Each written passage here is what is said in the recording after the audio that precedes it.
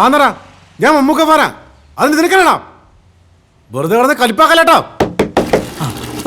മമ്മൂക്കയുടെ പടം റിലീസുള്ളതാണ്, ഫാൻ ഷോകളാണ്, എനിക്ക് പോണം. എടാ ഒന്നും മനസ്സിലാക്കടാ, എനിക്ക് പോണെന്ന്. നീ പണി പഠിക്കൂട്ടാ. പോടാ, നീ പണിതറക്കല്ല പള്ളിക്കുഴി പോയി കിടക്കണ. ഒന്ന് പാടാപ്പ ഒരു പണിക്കാരൻ വന്നേക്കണ്. ഒന്നാണെങ്കിൽ എന്തൊരു നാട്ടോട് ഇത് വല്ലപ്പോഴൊക്കെ ഒന്ന് കഴുകിട്ടുടാ. ഒരു ദിവസം കുളിച്ചില്ലാന്ന് കരുതി എനിക്കൊന്നും സംഭവിക്കത്തില്ല. ഒരു ദിവസം മുഴുവൻ കക്കൂസി കിടക്കണ്ടെന്ന് ഞാൻ വിചാരിച്ചപ്പോ നിനക്ക് അഹങ്കാരം. ഞാൻ സുഖിക്കും, ഞാൻ എനിക്ക് തോന്നിയത് ചെയ്യും.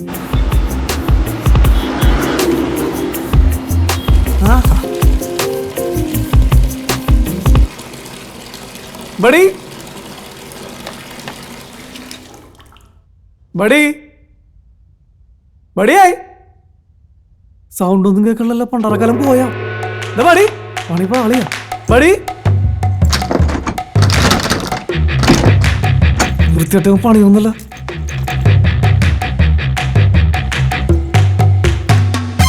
ഫോൺ എടുക്കണ.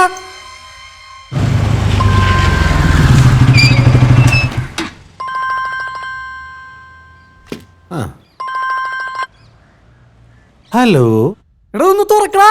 താങ്കൾ വിളിക്കുന്ന സബ്സ്ക്രൈബർ 3 മണിക്കൂറത്തേക്ക് തിരക്കായിരിക്കുമെന്ന് പറയാനായി പറഞ്ഞു. കേട്ടറാ പാട്ടി. അവിടെ കിടക്കട്ടെ നാറി. ഒപ്പം വന്ന ആൾക്കാരെ ബഹുമാനക്കാരല്ലാത്ത തെണ്ടികൾ. Hello dude, കക്കൂസിലിട്ട് പൂട്ടിയടാ. ഇവന്മാർക്ക് ഒരു സ്റ്റാൻഡേർഡും ഇല്ലല്ലോടാ. നീ ഒന്ന് പെട്ടെന്ന് വന്നീങ്ങോട്. നീ വേറെ പണി നോക്ക്. എനിക്കിപ്പോ തിയേറ്ററിൽ ചെന്ന് കൂവിയാലേ പറ്റൂ. 500 രൂപ ബാറ്റുള്ളതാണ്. എന്റെ പൊന്ന് ജോർജ്, നീ ഒന്ന് ഇങ്ങോട്ട് വാ, നമുക്ക് ഒരുമിച്ച് പോവാം. ഞാനും വരണ. എടാ നീ തൽക്കാലം ഒന്ന് അടങ്ങ്. എന്റെ ഇപ്പൊ ഞാൻ വരാം, നീ ഒന്ന് അഡ്ജസ്റ്റ് ചെയ്യടാ. അവനെ കൊണ്ട് തിയേറ്ററിലാക്കിട്ട് ഞാൻ വേഗം വരാം. എടാ പെട്ടെന്ന് വന്നേടാ, ഇവിടെ മാറിയിട്ട് ഇരിക്കാൻ മേല, അതുകൊണ്ടാണ്. എന്തായാലും നീ ബാത്റൂമിനകത്തല്ലേ? അവിടെ ഇരുന്ന് പടം കൊള്ളൂലെന്ന് അറിഞ്ഞ് മെസ്സേജും കിട്ടുകൊടുത്താണ്. നിന്റെ 3ാമത്തെ ഫ്ലഷിന് ഞാൻ അവിടെ എത്തും. ഓക്കേടാ. ഓക്കേടാ. എന്ത് ചെയ്യും?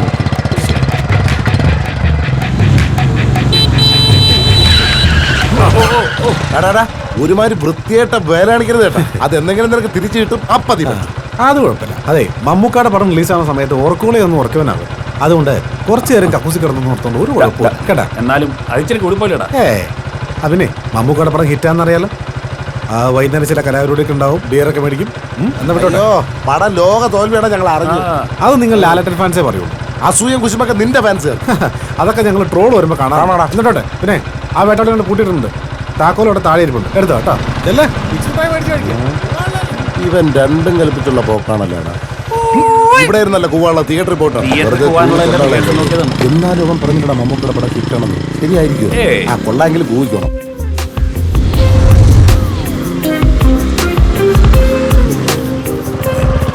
പടം ഹോസ്പിറ്റലാണെന്നുണ്ടെങ്കിൽ ഒരു വണ്ടിയില്ലല്ലോ.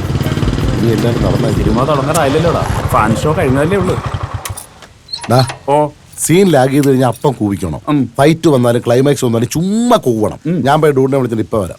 ഇന്റർവൽ ചെലവിന് ഞാൻ അവിടെ പോകും. എന്റെ ഈ കാശൊന്നുമില്ല. പിള്ളേർക്ക് എന്തെങ്കിലും മേടിച്ചു കൊടുക്കണ്ടേ? നിന്റെ ഒരു ചെലവ് ഞാൻ അതിനുള്ളിൽ വരാടാ എന്റെ പൊന്നു മുത്തേ. അത് പറ്റൂല. പടം ഹിറ്റായ നീ മുങ്ങും. ഒരു 500 രൂപ വന്നിട്ട് പോയെ. എടാ നീയൊക്കെയാണ് മലയാള സിനിമയുടെ ശാപം. ഈ ശാപങ്ങളൊക്കെ മലയാള സിനിമ അങ്ങ് സഹിച്ചോളൂ. നീ ചെല്ല്. എടാ അതെ, പടം ഇരുന്ന് കാണാതെ പൊടിച്ചടുക്കിക്കണം. ചുമ്മാ അങ്ങ് കൂവിക്കണം. ജോർജെ, ഈ റഹ്മാൻ ഒരു കാര്യേറ്റാ ഏറ്റതാ. എടാ ഈ പടം ഒന്ന് പൊളിഞ്ഞു കഴിഞ്ഞാൽ ഫാൻസുകാരുടെ ഇടയിൽ ഷമ്മി ഹീറോയടാ. പണിയെടുക്കാതെ മിണ്ടാതിരുന്ന് നീയൊക്കെ കൂടെ എന്നെ സീറോ ആക്കല്ലേടാ. ഒരു ശകലം പോലും ഗ്യാപ്പ് കൊടുക്കാതെ ഫുള്ള് കൂവിക്കണം. ഓ പിന്നെ കൂവിയ പൊളിയാൻ മൊത്തം സിനിമ ചവിട്ടുള്ള പാടെ കിടന്ന് കറങ്ങാതെ പോയി കൂടാ. മമ്മൂട്ടി ഫാൻസിന്റെ കയ്യിൽ നിന്ന് തല്ലി മേടിപ്പിക്കാതെ കാത്തോളണേ.